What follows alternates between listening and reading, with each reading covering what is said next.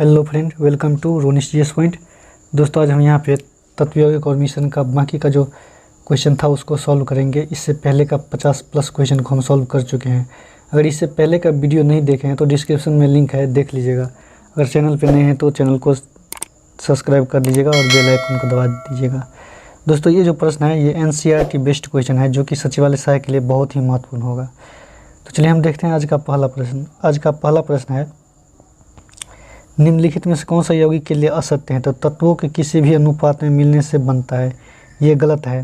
दोस्तों, तत्वों के एक निश्चित अनुपात में मिलने से बनता है। बाकी का ये तीनों ऑप्शन जो है सही है। अगला प्रश्न है, निम्नलिखित में से स्ट्रेटेजिक धातु कहा जाता है? तो निम्नलिखित में से टाइटेनियम को जो है स्ट्रेटेजिक धातु कहा जाता है। अगला प्रश्न है, दो घुलनशील द्रवों के मिश्रण को किस विधि से अलग किया जाता है? तो आसवन विधि और भाजी आसवन दोनों विधि द्वारा जो है दो घुलनशील द्रव के मिश्रण को अलग किया जाता है। दोस्तों, याद रखिएगा, जो मिट्टी का तेल और पानी दोनों का जो मिश्रण का जो है अलग करेंगे तो दोनों का अलग अलग लेयर बन जाएगा। दोनों का जो है अलग अलग लेयर बन जाएगा। अगर ये अघुलनशील द्रव है, मिट्टी और पानी का तेल, पानी जो है मिट्टी का तेल और पानी जो है ये अघुलनशील द्रव है जो कि कभी नहीं मिलेगी। इनका अलग अलग लेयर बन जाएगा। और एक बात याद रखिएगा दोस्तों, जैसे L1 एक अलग अलग द्रव है, L1 एक द्रव है, एक L2 द्रव है। इसका भी बॉइलिंग पॉइंट है, इसका भी बॉइलिंग पॉइंट है। इसका अगर एक का बॉइलिंग पॉइंट 25 केल्विन से अगर ज़्यादा हो तो वो आसवन विधि द्वारा अलग किया जाता है। और अगर एक का जो है 25 केल्विन से अगर कम हो तो ये जो है प्रभाजी आसवन विधि द्वारा अलग किया जाता है। इस तरह इसका आंसर जो है दो द्रव्यों का अलग मिश्रण की विधि को अलग कर किया जाता है उपयुक्त में से दोनों द्वारा। अगला प्रश्न है, जब दो या दो से अधिक घुलनशील द्रवों का क्वथनांक 25 केल्विन से कम हो तो उस अलग करने की विधि को क्या कहते हैं? तो उसे हम प्रभाजी आसवन विधि कहते हैं। अगर 25 केल्विन से कम हो तो उसे प्रभाजी आसवन विधि कहते हैं। अगर 25 केल्विन से अगर ज़्यादा होगा तो उसे हम आसवन विधि द्वारा अलग करते हैं। आशा धातु किसे कहा जाता है? तो आशा धातु जो है यूरेनियम को कहा जाता है आशा धातु। अगला प्रश्न है, एसीटोन और जल के मिश्रण किस विधि द्वारा अलग किया जाता है? तो एसीटोन और जल के मिश्रण की विधि को जो है आसवन विधि द्वारा जो है अलग किया जाता है। निम्नलिखित में से कौन सा एक यौगिक नहीं है? तो ये हीरा जो है एक यौगिक नहीं है। हीरा एक प्रकार का यौगिक नहीं है। अगला प्रश्न है, खाद्य तेलों को वनस्पति घी में किस प्रक्रिया द्वारा बदला जाता है? तो ये जो हाइड्रोजनीकरण द्वारा जो है खाद्य वनस्पति तेल में प्रयोग किया जाता है। और हाइड्रोजनीकरण के उत्प्रेरक के रूप में जो है दोस्तों, उत्प्रेरक के रूप में ये निकेल को प्रयोग किया जाता है। तीन चीज़ का प्रयोग किया जाता है। सूत्र एक फार्मूला याद रखिएगा, निकला पंडित पटेल। तो Na से निकेल हो जाएगा, Na से निकेल और निकला पंडित, पीडी से पैलेडियम हो जाएगा, पैलेडियम, और Pt से जो है पटेल हो जाएगा जिसे प्लेटिनम कहते हैं। तो निकेल, प्लेटिनियम और प्लेटिनम, इन तीनों का प्रयोग जो है हाइड्रोजनीकरण में किया जाता है उत्प्रेरक के रूप में। तो सबसे ज़्यादा जो है निकेल का बार बार पूछा जाता है, जो निकेल के बारे में पूछा जाता है, जो वनस्पति के रूप में उत्प्रेरक के रूप में किसका प्रयोग किया जाता है? तो निकेल का। अगला प्रश्न है, वायु से गैस को अलग करने के लिए किस विधि को प्रयोग किया जाता है? तो ये फ्रैक्शनल डिस्टिलेशन विधि द्वारा जो है वायु से गैसों को अलग करने किया जाता है। अगला प्रश्न है, दो विलयनों को आइसोटोनिक कहा जाता है, उनका प्रसारण दाब बराबर होता है, जिसे हम आइसोटोनिक कहा जाता है। दो विलयन को आइसोटोनिक कहा जाता है। एक विलयन होता है तो एक विलयन जो होता है वो विषमांगी मिश्रण होता है। विलयन एक प्रकार का जो है विषमांगी मिश्रण है। अगला प्रश्न है, गैस एजेंसियों के द्वारा दिए जाने वाले सिलेंडरों में रसोई गैस के रूप में ये जो है तरल होता है, जिसे तरल द्रव के रूप में लिक्विड होता है। एक प्रकार का ये लिक्विड होता है, तरल लिक्विड होता है। अगला प्रश्न है, निम्नलिखित में से किसका मीथेन एक मुख्य घटक है? तो यह इनमें सभी जो है एक प्रकार बायोगैस, CNG और प्राकृतिक गैस, ये तीनों जो है एक प्रकार का मीथेन मास गैस का उदाहरण है, मीथेन का उदाहरण है, जिसे मास गैस भी कहते हैं। बायोगैस में मीथेन को प्रकाशित किया जाता है, तो बायोगैस में मीथेन जो है 75% जो है पाया जाता है लगभग में। क्लिष्टीकरण विधि द्वारा प्रयोग किया जाता है, तो ठोस पदार्थों को शुद्ध करने के लिए जो है क्रिस्टलीकरण विधि का प्रयोग किया जाता है, ठोस पदार्थ को शुद्ध करने के लिए। निम्नलिखित में से कौन से विधि कीचड़युक्त जल से जल को अलग करते हैं, तो ये निस्यंदन विधि जो है, फिल्ट्रेशन विधि जो है, जिसके द्वारा हम कीचड़युक्त जल से जल को अलग करते हैं। दो अघुलनशील द्रवों को अलग किया जा सकता है, तो पृथक्करण कीफ के द्वारा जो है जो दो अघुलनशील द्रवों को अलग किया जाता है, जिस प्रकार से मिट्टी का तेल और पानी को जो है अलग किया जाता है पृथक्करण कीफ के द्वारा। मिट्टी और जल जो है एक प्रकार का अघुलनशील द्रव है। समुद्री जल में प्राप्त नमक में अशुद्धियों को खत्म करने के लिए निम्न में से किस विधि का प्रयोग किया जाता है, तो ये जो है क्रिस्टलाइजेशन विधि का जो है प्रयोग किया जाता है। अगला क्वेश्चन है, आश्वासन विधि द्वारा पहला और दूसरा क्रम से कहलाता है, तो वाष्पन और संघनन। आश्वासन विधि का पहला और दूसरा क्रम वाष्पन और संघनन कहलाता है। अगला प्रश्न है, भूगर्भ से निकाले गए खनिज तेल में शुद्ध पेट्रोल, डीजल, मिट्टी का तेल आदि किस विधि से अलग किया जाता है, ये जो है प्रवाजी आश्वासन विधि से द्वारा जो है भूगर्भ में जो है जितने भी खनिज पदार्थ है उसको अलग किया जाता है प्रवाजी आश्वासन विधि द्वारा। अगला, जल आपूर्ति के लिए जल का शोधन निम्नलिखित में से किस प्रक्रिया से तो होता है, तो ये क्लोरीनीकरण द्वारा जो है जल आपूर्ति के लिए जल का शोधन इस प्रक्रिया क्लोरीनीकरण प्रक्रिया द्वारा होता है। उत्प्रेरक वह पदार्थ है जो रासायनिक अभिक्रिया की चाल को बदलता है।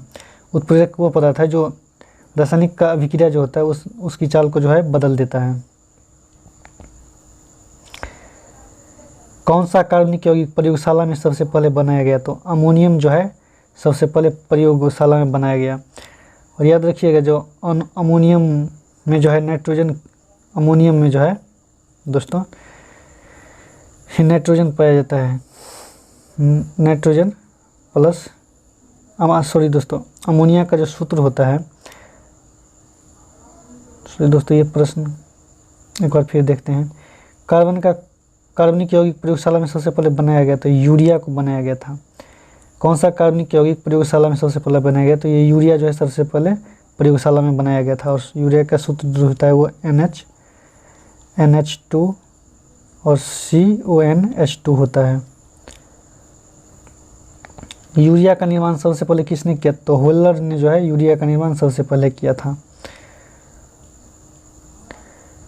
रासायनिक परिवर्तन की प्रक्रिया, रासायनिक परिवर्तन की प्रक्रिया क्या है, तो मोटर कारों में पेट्रोल का दहन जो है रासायनिक परिवर्तन की प्रक्रिया है।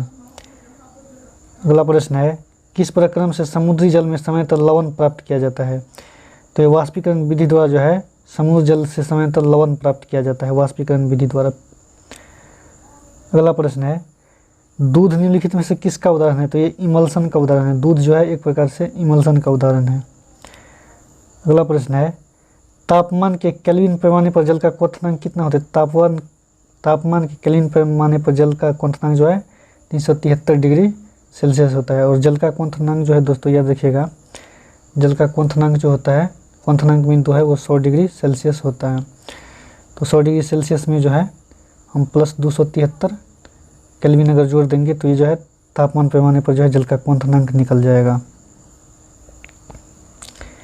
प्रेशर कुकर में जल का क्वथनांक लगभग कितना होता है, तो प्रेशर कुकर में जल का क्वथनांक लगभग 120 डिग्री सेल्सियस होता है।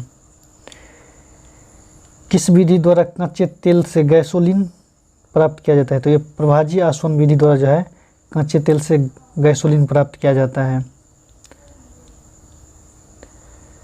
कपूर को आसानी से शोधन करने का प्रक्रम है, तो कपूर के आसानी से शोधन करने का प्रक्रम ये ऊर्ध्वापातन है। ऊर्ध्वापातन के द्वारा जो है कपूर जो है डायरेक्ट ठोस से गैस में ट्रांसफर हो जाता है। महासागरों से शुद्ध जल किस विधि द्वारा प्राप्त किया जाता है, तो महासागरों से शुद्ध जल जो है यह आसवन विधि द्वारा प्राप्त किया जाता है। गैस की लौ का सबसे गर्म हिस्सा को क्या कहते हैं, तो गैस की लौ की सबसे गर्म हिस्सा को हम नीला क्षेत्र कहते हैं, नीला क्षेत्र कहते हैं। अगला प्रश्न है, मानव के द्वारा सबसे पहले प्रयोग में लाई जाने वाली धातु कौन है? तो मानव के द्वारा सबसे पहले प्रयोग में लाई जाने वाली धातु जो है वो तांबा है। क्या है? तांबा मानव के द्वारा सबसे पहले प्रयोग में लाई जाने वाली धातु। आसानी से झाग नहीं देने वाला जल कहलाता है? तो कठोर जल। कठोर जल जो है आसानी से झाग नहीं देता। अगला प्रश्न है 93 नंबर। कमरे के ताप पर कितने द्रव अवस्था में मिलता है? कमरे के ताप पर कितने तत्व जो है द्रव अवस्था में मिलता है? तो 2 तत्व जो है, एक मरकरी जिसे पारा भी कहते हैं और दूसरा जो है ब्रोमीन। ब्रोमीन जो है ये कमरे के तापमान पे जो है तत्व द्रव अवस्था में पाया जाता है। द्रव अवस्था में पाया जाता है 2। अगला प्रश्न है DDT का रसायन का उपयोग किया जाता है? तो कीटनाशक के रूप में जो है DDT रसायन का प्रयोग किया जाता है। गलन या संगलन को बढ़ावा देने के लिए धातु के साथ मिलाए जाने वाले पदार्थ क्या है? तो एक गालक जो है गलन या संगलन को बढ़ावा देने के लिए धातु में मिलाए जाने वाला पदार्थ है गालक। चाय और कॉफ़ी का मुख्य घटक है? तो कैफीन जो है, ये चाय में जो है कैफीन नामक कैफीन पाया जाता है। चाय में जो है कैफीन पाया जाता है। चाय और कॉफ़ी में जो दोनों में जो है कैफीन पाया जाता है। जिस बिंदु पर किसी पदार्थ की ठोस, तरल और गैसीय रूप को सह अस्तित्व है उसे क्या कहते हैं? तो इसे हम त्रिक बिंदु कहते हैं। त्रिक बिंदु कहते हैं जहाँ पे ठोस, तरल और गैसीय रूप का सह अस्तित्व होता है, उसे हम त्रिक बिंदु कहते हैं। अगला प्रश्न है त्रिक बिंदु कहते हैं। दोस्तों पानी का त्रिक बिंदु जो है, पानी की याद रखिएगा, जो पानी का त्रिक बिंदु, त्रिक पॉइंट जो है 0.01 डिग्री सेल्सियस होता है पानी का त्रिक बिंदु। अगला प्रश्न है किसी तंत्र में जल के निकलने की प्रक्रम को क्या कहते हैं? तो निर्जलीकरण कहते हैं। किसी तंत्र में जल के निकलने की प्रक्रम को हम निर्जलीकरण कहते हैं। अगला प्रश्न है 99 नंबर। गोबर गैस का मुख्य घटक क्या है? तो गोबर गैस का मुख्य घटक मीथेन है। पसीने में होता है? तो पसीने में जल, लवण और अपशिष्ट द्रव्य होता है। पसीने में जो है जल, लवण और शरीर से जो अपशिष्ट पदार्थ निकलता है। तो आज का सेशन समाप्त हुआ दोस्तों। अगर वीडियो अच्छा लगे तो लाइक, शेयर, सब्सक्राइब जरूर कीजिएगा दोस्तों के पास। अगर चैनल पे नए हैं तो चैनल को सब्सक्राइब कर लीजिएगा और बेल आइकन को दबा दीजिएगा। थैंक यू दोस्तों।